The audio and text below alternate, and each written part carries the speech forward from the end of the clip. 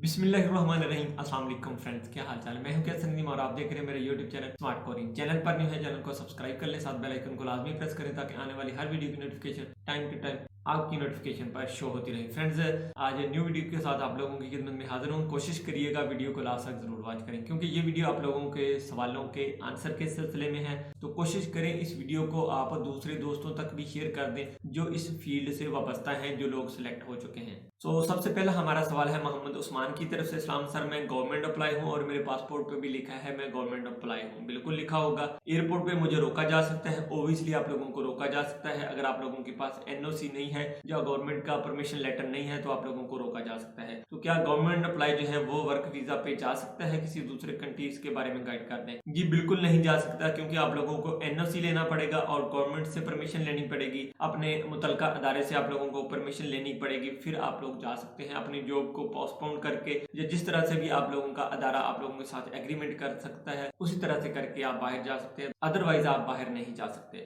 Number 2 जो question है वो तैमूर अशरफ की तरफ से। अस्सलाम वालेकुम सर, इकरारनामा कहाँ से मिलेगा? जॉब रोस्टर के साथ जो लगता है। इकरारनामा आप लोगों को कहीं से लेने की जरूरत नहीं। जब आप जॉब रोस्टर फिल करने जाएंगे तो वहां से आप लोगों को इकरारनामा मिल जाएगा, उसके मुताबिक अपनी तमाम तर तफसीलात आप प्रोवाइड कर सकते हैं। सवाल नंबर 3 हमजा की तरफ से ये सवाल है। अस्सलाम वालेकुम सर, सुना है रोस्टर लाहौर में भी जमा करवा सकते हैं? जी बिल्कुल, ओबियसली आप लोग रोस्टर अपना लाहौर में भी जमा करवा सकते हैं, लेकिन मेरी यही रिकमेंडेशन है क्योंकि आप लोग अगर लाहौर में रोस्टर जमा करवाएंगे तो पता नहीं वो हफ्ता लगा दें आपका रोस्टर आगे फॉरवर्ड करने के लिए, या 10 दिन 20 दिन 15 दिन महीना लगा दें। तो मैं आप लोगों को यही रिकमेंड करूंगा आप लोग इस्लामाबाद अपना रोस्टर सबमिट करवाएं, लेकिन अपने फाइनेंशियल हालात को देखते हुए, क्योंकि इस्लामाबाद इन सब अदारों का हेड ऑफिस है। लाहौर जो है वो रीजनल ऑफिस है, पेशावर वाला रीजनल ऑफिस है, कराची वाला रीजनल ऑफिस है, बाकी जितने भी ऑफिस हैं इस्लामाबाद को निकाल के सारे के सारे रीजनल ऑफिस हैं।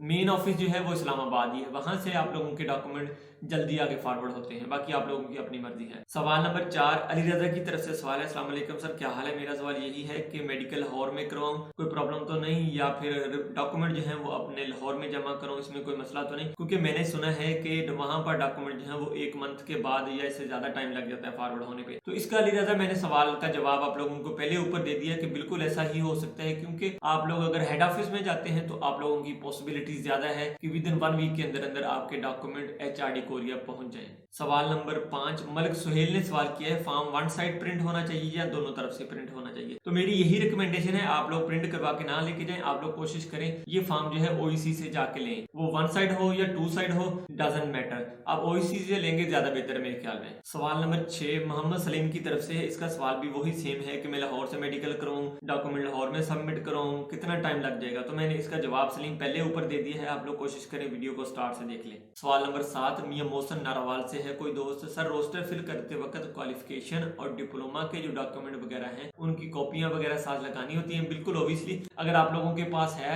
नहीं भी है तो कोई मसला नहीं है। अगर है तो आप लोग कोशिश करें ओरिजिनल भी साथ ले जाएं और उनकी कॉपियां भी अपने साथ करवा के ले जाएं। अगर तो फॉर्म पे लिखा हुआ है कि ये चीजें आप लोगों को चाहिए तो कोई मसला नहीं, आप लोग वो साथ लगा दें। अगर नहीं भी है तो कोई इशू नहीं, ऐसा इसमें कोई मजायका नहीं है और ना ही इसमें कोई ऐसा इशू है कि आप लोगों के वीजे में कोई रुकावट होगी। सवाल नंबर 8 गफार अफरीदी की तरफ से यह सवाल है। पठान भाई है कोई दोस्त हमारा। अस्सलाम वालेकुम सर, अगर कोई दोस्त या भाई किसी का कोई रिश्तेदार कोरिया में मुकीम है तो उसकी फैक्ट्री में वो अपने मालिक से क्या कह सकता है कि मेरे डॉक्यूमेंट जो है वो लेबर कोर्ट से निकलवा के मुझे बुला ले? तो भाई ऐसा कोई सीन नहीं है, आप लोगों को इस तरह से कोई भी नहीं बुलवा सकता। हाँ ऐसा हो सकता है, फर्ज करें आप लोगों का मालिक लेबर कोर्ट जाता है, वहां से उसको 5 7 10 बंदों की CV मिलती है, वो फैक्ट्री ले आए, तो उनमें से अगर आप लोगों को वो मालिक की अगर रजामंदी है या मालिक आप लोगों के साथ फेयर है या मालिक आप लोगों के साथ कह लें उसके अच्छे रिलेशन है, तो वो आप लोगों से ये पूछ सकता है कि यार इनमें से आप लोग को पाकिस्तानी दोस्त हमें सिलेक्ट कर दो।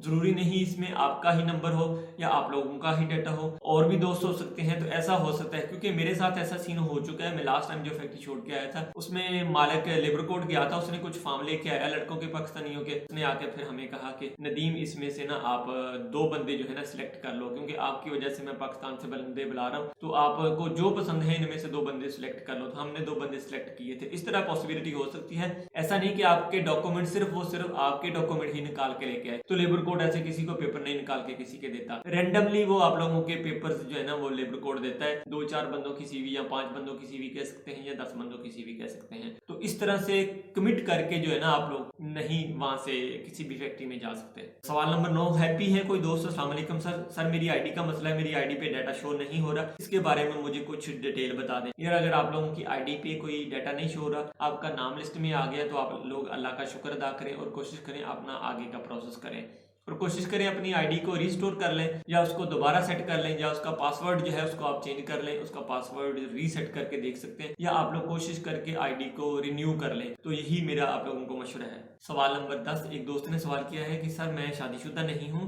लिहाजा मैं मैरिड जो है उस वाले खाने में या उस वाले कॉलम में क्या लिखूं। तो उसको आप खाली छोड़ दें, क्योंकि जाहिर बात है यार हर बंदे ने शादी नहीं कर रखी हो और हर बंदा जो है वो गैर शादीशुदा भी नहीं है, तो इसमें परेशान होने वाली कोई बात नहीं, उसमें कुछ ना लिखें, आप उसको खाली छोड़ दें। सवाल नंबर 11, कोई दोस्त बता सकता है कि मेडिकल रिपोर्ट्स जमा करवाने की फाइनल डेट क्या है। सो मेडिकल जो है वो आप लोगों का 2-3 दिन के अंदर जो है ना वो OEC फॉरवर्ड हो जाता है, लेकिन मेरी जो ऑब्जर्वेशन है या मुझे जो आइडिया है 2 महीने के अंदर अंदर आप लोगों को अपनी मेडिकल रिपोर्ट्स करवानी चाहिए। बाकी आप OEC से कॉन्टेक्ट करके देख सकते हैं कि वो आप लोगों को कितने दिन का टाइम देते हैं, मंथ का टाइम देते हैं या 2 मंथ का टाइम देते हैं। सवाल नंबर 12, एक दोस्त का सवाल है कि सर मुझे ग्लासेस लगी हुई हैं और मेरी नजर वीक है। तो यार नजर वीक का और ग्लासेस का कोरिया के वीजे के साथ कोई तल्लक नहीं। आप लोगों ने वहां जाकर को सुई में धागा नहीं डालना, आपने वो लेबर वाला काम करना है, तो खैर इसमें कोई इशू नहीं है। हाँ अगर आप लोगों को कलर ब्लाइंड का मसला है तो आप लोगों को वो स्किप कर सकते हैं मेडिकली, लेकिन ग्लासेस का या नजर वीक का इतना ज्यादा कोई इशू नहीं है। सो फ्रेंड्स ये थी हमारी आज सवाल जवाब की वीडियो। कोशिश करिएगा वीडियो को आप लोग दूसरे दोस्तों तक जरूर शेयर कर दें और मेक श्योर के आप लोगों को वीडियो जरूर अच्छी लगी होगी। वीडियो अच्छी लगी लाइक जरूर करिएगा, दोस्तों के साथ ज्यादा से ज्यादा शेयर करिएगा। मिलते हैं नेक्स्ट किसी और अच्छी वीडियो के साथ, तब तक के लिए फिर